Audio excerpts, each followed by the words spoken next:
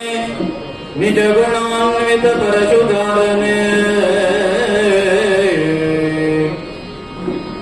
ರಜತಗಿರಿ ಒಡೆಯನ ಕುಮಾರನೆ ವಿದ್ಯಾವಾರಿಣಿಯೇ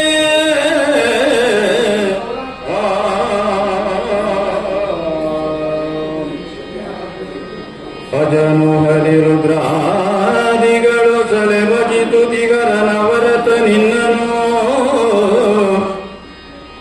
ಅಜನು ಹರಿರುದ್ರಾದಿಗಳು ಸಲೆ ಭಜಿತು ದಿಗರ ಅನವರತ ನಿನ್ನನು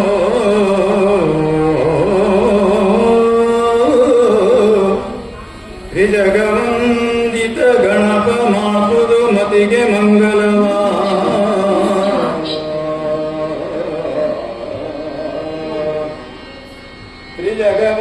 ತ್ರಿಜಗವಂದಿತ ಗಣಪ ಮಾಡುವುದು ಮತಿಗೆ ಮಂಗಲವಾನ್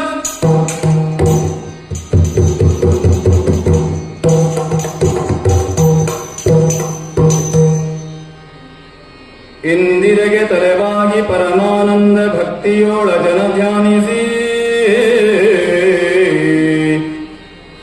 ಇಂದಿರೆಗೆ ತಲೆವಾಗಿ ಪರಮಾನಂದ ಭಕ್ತಿಯೋಳ ಜನ ಧ್ಯಾನಿಸಿ ವಂದಿಸುತ್ತ ಶಾರದೆಗೆ ಶಕ್ರಾದ್ಯ ಮಲರಿಂಗರಿಗೆ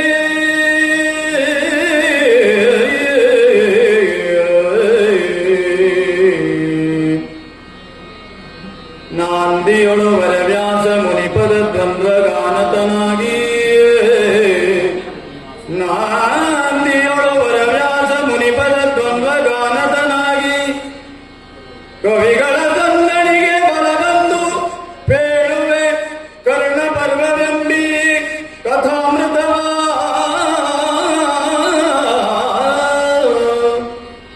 ಕವಿಗಳ ತಂದಣಿಗೆ ಬಲಬಂದು ಪೇಳುವೆ ಈ ಕಥಾಮೃತವ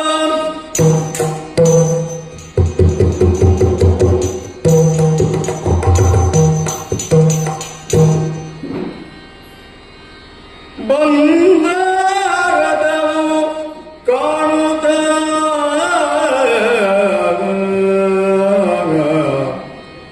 ಬಂದಾರದವು ಕಾಣುತ್ತ ಮುಂದರಿಯುತ್ತ ಸಮ್ಮುಖದೊರ್ನುರಗರನಾಗ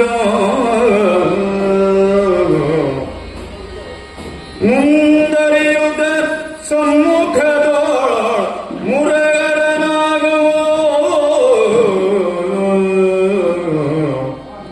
ಚಂದವೇ ಚಂದವೇ ಚಂದವೇ ಸಾರಥಿ ತನವಿದು ಸುಂದರನೆ ಎನ್ನುದ ಶಲ್ಯನೋ ಜರೆಯುತ್ತೆಂದ ಸುಂದರನೆ ಎನ್ನುದ ಶಲ್ಯನೋ ಜರೆಯುತ್ತೆಂದ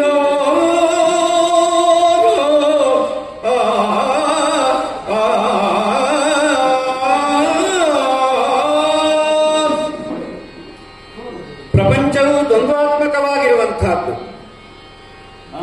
ಸುಖ ದುಃಖ, ಪುಣ್ಯ ಪಾಪ, ಸಜ್ಜನ ದುರ್ಜನ ಇತ್ಯಾದಿ ದ್ವಂದ್ವಗಳಿಂದ ಕೂಡಿರುವಂತಹ ಜೀವನದಲ್ಲಿ ಆದರ್ಶಮಯವಾಗಿರುವಂತಹ ಜೀವನವನ್ನು ಸಾಧಿಸಬೇಕು ಎಂಬುದಾಗಿ ಕೆಲವರು ಭಾವಿಸುತ್ತಾರೆ. ಅದು ಸಹಜವೇ. ಶ್ರೇಷ್ಠವಾದಂತಹ ನರಜನ್ಮವನ್ನು ಪಡೆದಿರುವ ಪ್ರತಿಯೊಬ್ಬರೂ ಕೂಡ ಆದರ್ಶವಾದಂತಹ ಜೀವನವನ್ನೇ ಮಾಡಬೇಕು. ಆದರೆ ಜ್ಞಾನ ಮತ್ತು ಅಜ್ಞಾನ ಇವೆರಡರ ತಳಹದಿಯಲ್ಲೇ ಇರುವಂತಹದ್ದು ಈ ಜೀವನ. ಜ್ಞಾನಿಯಾದಂತಹ ಮನುಷ್ಯನು ಅಂತಹ ಮನುಷ್ಯ ತನ್ನ ಜೀವನದ ಸಾರ್ಥಕತೆಯನ್ನು ಹೊಂದುತ್ತಾನೆ. ಅದಕ್ಕೆ ಕಾರಣ ಅವನ ಭಾವನೆ ಜ್ಞಾನಾಧಾರಿತವಾದದ್ದು. ಆದರೆ ಪ್ರಪಂಚ ಹಾಗಿಲ್ಲವಲ್ಲ. ಅಜ್ಞಾನಿಗಳು ಕೂಡ ಇದ್ದಾರೆ. ಅಜ್ಞಾನಿಗಳ ಜೀವನದ ನೆಲೆ ಯಾವುದು ಎಂಬುದನ್ನು ಯೋಚನೆ ಮಾಡಿದರೆ ಅಜ್ಞಾನವೇ ಆಗಿದೆ. ಹೀಗಾಗಿ ಜ್ಞಾನ ಮತ್ತು ಅಜ್ಞಾನ ಇವೆರಡರ ಆಶ್ರಯದಿಂದಾಗಿಯೇ ಜನ ಬದುಕುತ್ತಾ ಇದ್ದಾರೆ. ಬದುಕಲಿಕ್ಕೆ ಬೇಕಾಗಿರುವಂತಹದ್ದು ಯಾವುದು? ವಿದ್ಯೆ, ಸಂಪತ್ತು ಮತ್ತು ಶಕ್ತಿ. ವಿದ್ಯೆ, ಸಂಪತ್ತು ಮತ್ತು ಶಕ್ತಿ ಮೂರನ್ನು ಕೂಡ ಯಾವ ರೀತಿ ಉಪಯೋಗಿಸಿಕೊಳ್ತಾರೆ? ದುರ್ಜನರಾದಂತಹ ಜನ ವಿದ್ಯೆಯನ್ನ ವಿವಾದಕ್ಕಾಗಿ ಉಪಯೋಗಿಸಿಕೊಳ್ತಾರೆ. ಮನಸ್ಸಿಗೆ ಬಂದಂತೆ ತಮ್ಮದೇ ಆದಂತಹ ದಾರಿಯಲ್ಲಿ ತಾವು ಕಲಿತಿರುವಂತಹ ವಿದ್ಯೆಯನ್ನು ಉಪಯೋಗಿಸ್ತಾರೆ. ಸಂಪತ್ತನ್ನು ಹೇಗೆ ಉಪಯೋಗಿಸ್ತಾರೆ? ದುರ್ಜನರು ಮತ್ತೊಬ್ಬರಿಗೆ ತೊಂದರೆ ಕೊಡಲಿಕ್ಕಾಗಿ, ತಮ್ಮ ಅಹಂಕಾರ, ಪ್ರತಿಷ್ಠೆಯನ್ನ, ವೈಭವವನ್ನು ತೋರಿಸಿಕೊಳ್ಳಲಿಕ್ಕಾಗಿ ತಾವು ಜೀವನವನ್ನು ಸಾಗಿಸ್ತಾ ಇರ್ತಾರೆ ದುರ್ಜನರು. ಹಾಗೆ ತಮ್ಮ ಶಕ್ತಿಯನ್ನ ಉಪಯೋಗಿಸಿಕೊಳ್ತಾರೆ ಮತ್ತೊಬ್ಬರನ್ನು ಹಿಂಸಿಸಲಿಕ್ಕಾಗಿ. ಈ ರೀತಿಯಾಗಿ ವಿದ್ಯೆ, ಸಂಪತ್ತು ಮತ್ತು ಶಕ್ತಿ, ಹಾಗೆ ನೋಡಿದರೆ ಈ ಮೂರು ಕೂಡ ಇವುಗಳಿಗೆ ಅಧಿದೇವತೆಯಾಗಿರುವಂತಹ ಶಾರದೆ, ಲಕ್ಷ್ಮಿ ಮತ್ತು ಪಾರ್ವತಿ ಇದನ್ನ ಸರಿಯಾಗಿ ಅರ್ಥೈಸಿಕೊಂಡಿಲ್ಲ.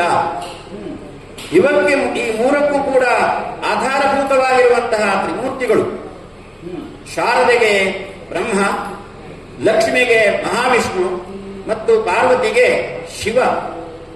ಈ ಒಂದು ದೈವಿ ವಿಚಾರಗಳನ್ನು ಸರಿಯಾಗಿ ಅರ್ಥೈಸಿಕೊಳ್ಳಿಲ್ಲ ಎಂಬುದಾಗಿ ಹೇಳಬೇಕು. ಆದರೆ ಅಜ್ಞಾನಿಗಳಾದಂತಹ ಜನರು ತಮ್ಮ ಜೀವನವನ್ನು ವ್ಯರ್ಥವಾಗಿ ಆ ಅಜ್ಞಾನದ ನೆಲೆಯಲ್ಲಿಯೇ ಉಪಯೋಗಿಸಿಕೊಳ್ತಾ ಇರ್ತಾರೆ. ಜ್ಞಾನಿಗಳಾದವರು ಜ್ಞಾನ, ದಾನ ಮತ್ತು ಮತ್ತೊಬ್ಬರಿಗೆ ಆಶ್ರಯವನ್ನು ಕೊಡಲಿಕ್ಕಾಗಿ, ರಕ್ಷಣೆ ಮಾಡಲಿಕ್ಕಾಗಿ ಉಪಯೋಗಿಸಿಕೊಳ್ತಾರೆ.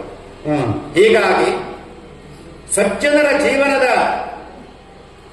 ಗುಣಾದಿ ಯಾವುದು ಅಂದ್ರೆ ತಿಳುವಳಿಕೆ, ಮತ್ತೊಬ್ಬರಿಗೆ ದಾನ ಮಾಡುವಂತಹದ್ದು, ಮತ್ತೊಬ್ಬರನ್ನು ರಕ್ಷಣೆ ಮಾಡುವಂತಹದ್ದು.